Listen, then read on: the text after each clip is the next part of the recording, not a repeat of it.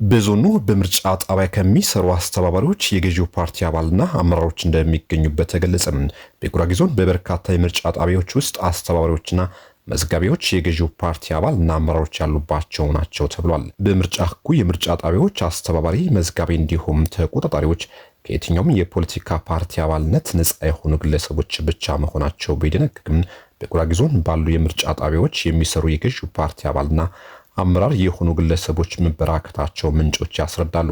በምስራቅ ጉራጌ ዞን በሚገኙ የምርጫ ጣቢያዎች የምርጫ አስተባባሪዎች የክልል አመራር ምስል ያለበት ቲሸርቶችን የለበሱ የገዢው ፓርቲ አባላት በየጣቢያው ምዝገባ እንደሚያከናውኑና እንደሚያስተባብሩ ተጠቁሟል። የኢትዮጵያ ብሔራዊ የምርጫ ቦርድ መመሪያዎችና የምርጫ አዋጁ እንደሚያመለክተው ማንኛውም የምርጫ አስፈጻሚ በቦርዱ እውቅና የሚንቀሳቀስ አስተባባሪ ሙሉ በሙሉ ከፖለቲካ አባልነትና ወገንተኝነት ነፃ መሆን እንዳለበት ያዛል።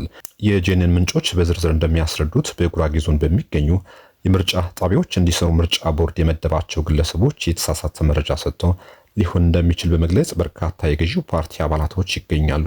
ምርጫ ቦርድ ወርዶ ይህንን ጉዳይ እንዲያጣራና ማስተካከያ እንዲያደርግ ተጠቁሟል። ከወረዳ የምርጫ ጣቢያዎች ባሻገር በጉራጌ ዞን መዲና ወልቂጤ ከተማም ተመሳሳይ ችግር እንዳለ ምንጮች መረጃ በማስደገፍ ለሚዲያችን አስረድቷል።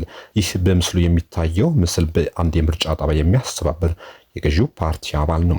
በምስሉ ከፊት ለፊት የተቀመጠው ቀደም ሲል የወልቂጤ ከተማ የፓርቲ ወይም የድርጅት አመራር የነበረ የቀቢና ተወላጅ አቶ አብድር ማሊክ ይባላል። አሁን የሚሰራው በወልቂጤ ከተማ ፋይናንስ ጽሕፈት ቤት ነው።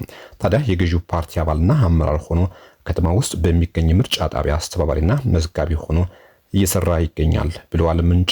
ብሔራዊ ምርጫ ቦርድ በዞኑ በተለያዩ የምርጫ ጣቢያዎች የሚሰሩ የገዢው ፓርቲ አባልና አመራር ስላሉ ምርጫው ገለልተኛና ታማኒ እንዳይሆን ስለሚያደርጉም ወርዶ የማስተካከያ እርምጃ እንዲወስድም ተጠይቋል።